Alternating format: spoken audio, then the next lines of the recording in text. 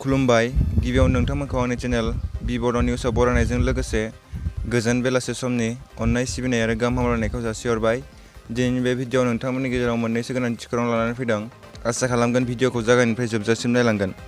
दिनैनि गिबि खौराङानो जादों आसामाव मुवा बेसादफोरनि बेसेना बांलांनायखाय खायफा नखरा सोलिनो हायैखौ नुनो मोन्दों। मैया थांखांनाय समाव क'क्राझार सहरनि लामायाव सासे बर' आइजोआ नखरखौ सोलिनो हायैखाय थामहिनबा रांखावरिनि आंखालाव गावनि 3 गथ'फोरखौ बाजाराव फाननो लाबोनायखौ रोखा नुनो मोन्दों। बिथांजोआ गासै 6 गथ'फोर दं। गावनि गथ'खौ जाहोनो हायैनि थाखाय गावनि आंगो गथ'फोरखौ फाननो बाजाराव लाबोदोंमोन।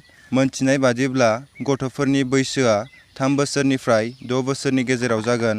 बेखौ नुनानै जायगानि मानसिफोरा चाइल्ड लाइनआव कल खालामनानै हरनायनि उनाव चाइल्ड लाइनआ फैनानै गथ'खौ लानानै थाङो। बेखौ लानानै इनभेस्टिगेशन खालामगासिनो दङ। जोनोमगिरि बिमानि डिटेल्सखौ खौराङाव फोसावनाय जाथ'वाखै। जौ लोंनायनि उनाव थामहिनबा जौनि निसायाव मानसिया मा खालामो मा खालामा बेखौ जेबो मोनथिमोना।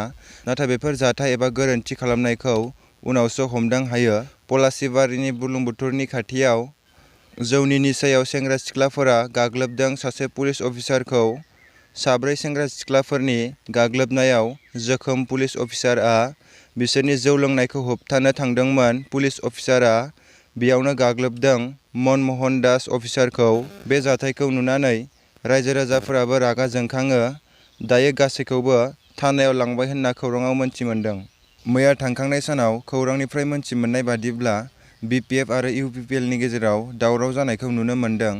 UPPL पार्टीनि स्पकपारसन आरो बिटिआरनि EM रनजित बसुमतारी, उइलसन हासदा आरो धनन्जय बिथांमोना बुंदों दि BPF पार्टीआ गोबां रायजो राजाफोरखौ नंखाय बाथ्रा बुंनानै रायजो राजाफोरखौ कनफिउसन खालामगासिनो होनना। बिथांमोना बुंदों दि BPF पार्टीनि लिडारफोरा बुंनाय बाथ्राफोरा गासैबो नंखाय होननानै बिथांमोना बुंदों। आरोबाव बिथांमोना बुंदों दि UPPL पार्टीआ बड'लेण्डआव गोबां डेभेलपमेन्ट खालामगासिनो दं आरो फैबाय थानाय सम एबा इयुनावबो डेभेलपमेन्ट खालामबाय थागोन होनना बिथांमोना बुंथिदों।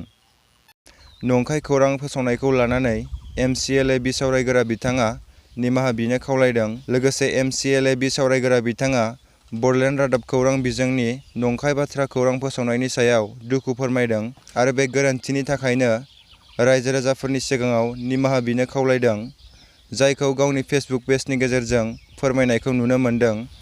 MCLA सायखं बसुमतारी देहा बेंगिरि PSअखौ बोखारना होदों होनना खौराङाव फोसावनायखौ MCLA सायखं बसुमतारीआ ससियेल मिडिया फेसबुकनि गेजेरजों PSअखौ बोखाराखै होननानै गाव रोखा खालामनानै होदों। जोबथि गोनांथि खौरां। बे खौराङानो जादों LPG गेस सिलिन्डारनि बेसेनखौ 50 रां बारायनानै होबाय। दिनैनिफ्राय मोनसे गेस सिलिन्डारनि बेसेना 1482 रां जासिगोन। दासिमनि खौराङा एसेनोसै। लोगो मोनबावगोन गाबोननि गुबुन मोनसे गोनांथि खौरांजों।